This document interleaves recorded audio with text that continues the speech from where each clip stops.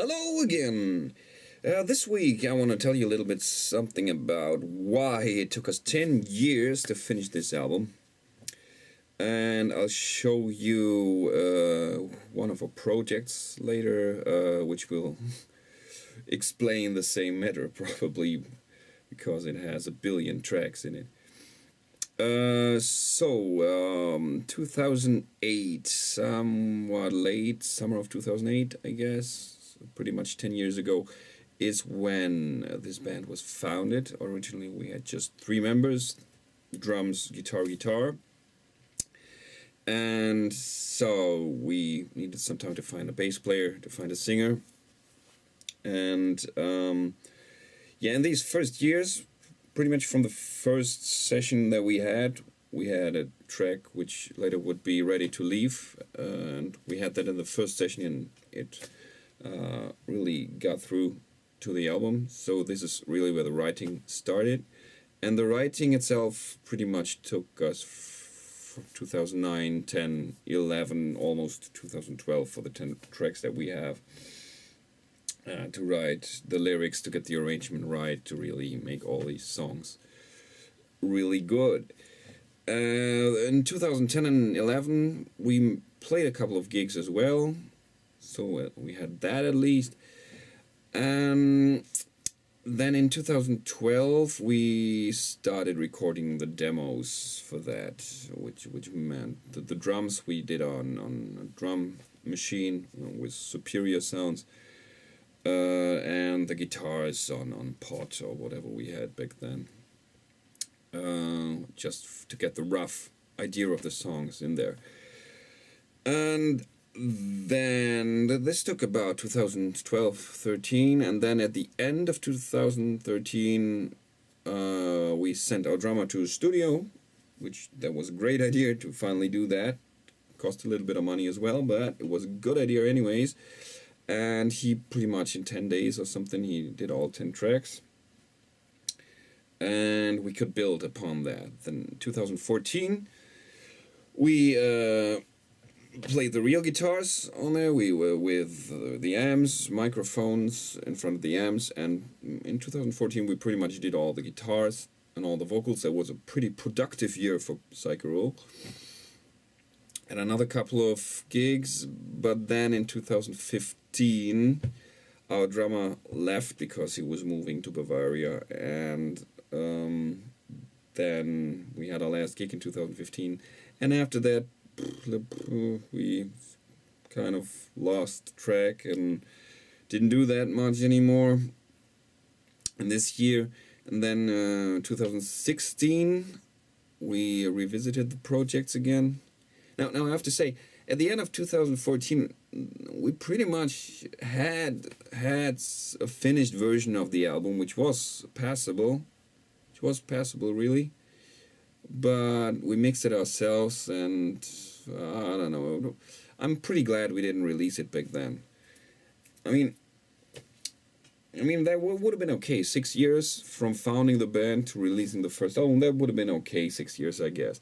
But I don't think we would have been content with the product, so I think it was better to wait.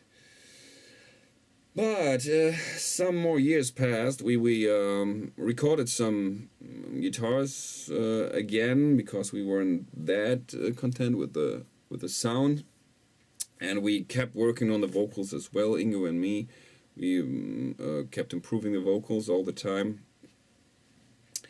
But then, I don't know, 2017, really not much happened anymore, because the band wasn't really existing anymore.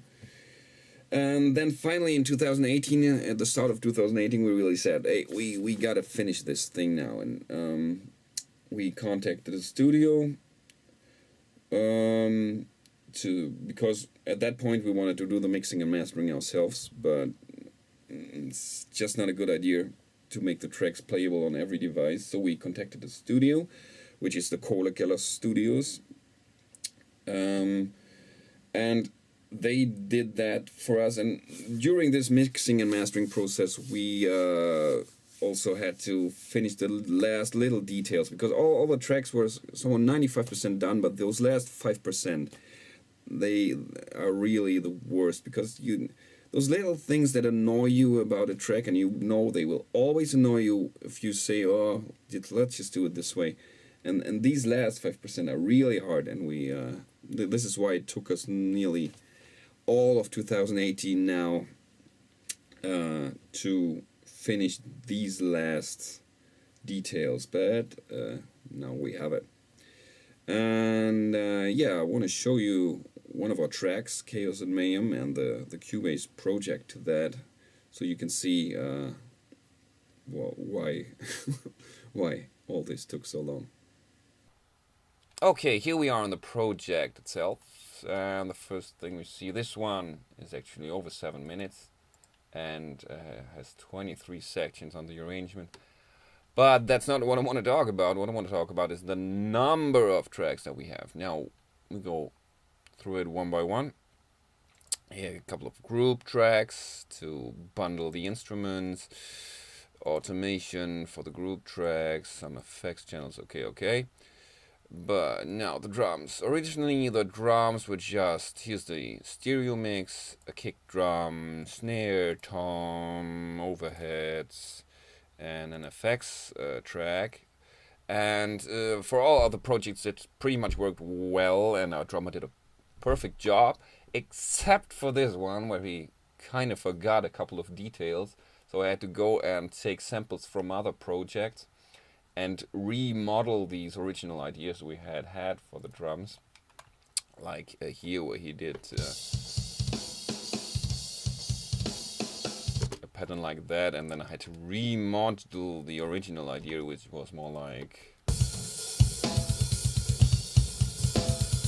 well, that was time consuming just in this project. The others were luckily pretty good. So those were the drums.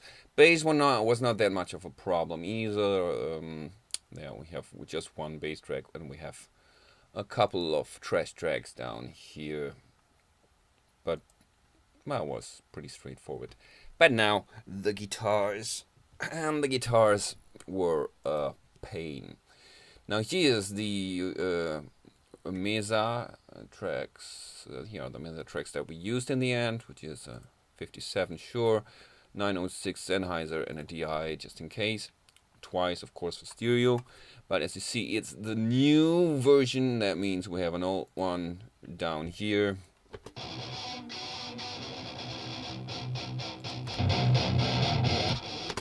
This is the difference. The old one was just a little too weak. So all this recorded twice, as was the PV rhythm section.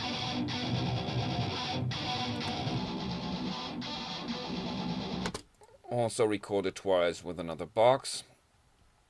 Then here were some add-ons with the Kemper.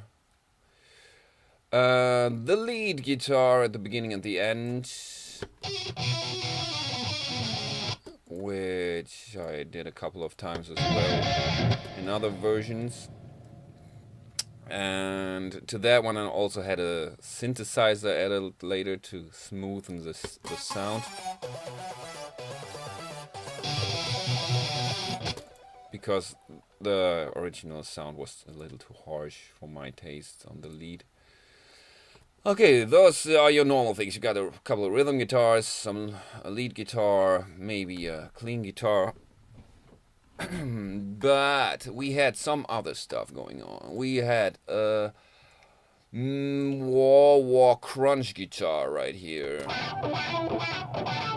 which of course we did not just once. Here's an older version, which was a completely mess timing wise, so that one was done twice. Here we have an interlude, a clean interlude, which is actually just done once, but it's only done once because I could not find the original setting of the pot that I had used in the first try. So you see here in the audio files, this is really down at the bottom here, April 2012, whereas all the rest is from 14, 15, 16 up to 18 even. Okay, then we have the tapping part, which is, wait a minute, so which is here. Okay, and that one in the end was done with the Kemper, which was profiled after our original amps. But of course, I first tried it in other ways. Here are the versions with the original amps, and actually the sound wasn't that great and the timing wasn't that great. So I'm glad I redid this with the Kemper. See, terrible timing here. So yeah, this was done a couple of times, but with the Kemper you can really do it at home and take your time for every single take. So those were the tapping parts. And then of course the vocals, which are like that. They are already 14 tracks. Pretty straightforward. The normal tracks of Ingo are just 2 here. Nothing ever phases us the system and stuff. Then for me, 4 tracks for normal stuff, which just one voice or 2 voices, and then for the choruses, this 8-track choir like that, which is for the 2nd, 3rd, and 4th chorus. We're running blind through chaos and through mayhem. And this stuff. Now, the original version of the chorus was very different, like we have here. Here. We're running like we're blind through chaos and through mayhem, but we don't care. Blah, blah, blah, blah, blah, blah, blah. So I never was really content with this. And I had to try out a lot to get to the final version. Here we have all the trash vocal stuff that I recorded. You see a billion tracks. Then even here at the end there's something lurking around, or here in the original. Chaos and through mayhem. 1,000 We're tracks. running blind and I'm through chaos and through mayhem. Some weren't even We're that running bad. blind and I'm through chaos and through mayhem. Yeah, 1,000 versions of that until I finally landed on the final version. Yeah, but this makes up for a lot of tracks in this project here. I don't even know how many tracks are here. I don't even want to know. 200-300. Really terrible. When you think that Bohemian Rhapsody, they had to glue the celluloid together to get more than 8 tracks or 16 tracks or what they had by the time. And nowadays we can do 800 tracks in a project. It's really disgusting. Yeah, this is an example, the worst example of our projects, why all this took so long. I think the problem really was that we decided to do that much by ourselves, the guitars, the vocals, the bass, everything, pretty much everything except for the drums. I don't know if it was a good decision or not, but the end product would be very different if we had done it otherwise. If we had gone to a studio and recorded it there completely, then you normally have, you got to be ready. Everything has got to be ready. No doubt about anything. Every last detail has got to be ready. And we never had that really. It was always a process. And that's why I guess this would not even have worked for this album. And if we ever do a second album, I don't know if we will, but then I think we learned a lot from that. But we'll have to do a lot of things differently. You have to make decisions and say, this is the composition, this is the arrangement, and that's that. It's otherwise it will take us till 2028 to do the next album, and that would probably not be a good idea. So yeah, let's get this one printed now, and then we'll see. Maybe this thing is going somewhere. So, and yeah, next week I'll have another track of the album for you with a video. It's gonna be awesome, so tune into that.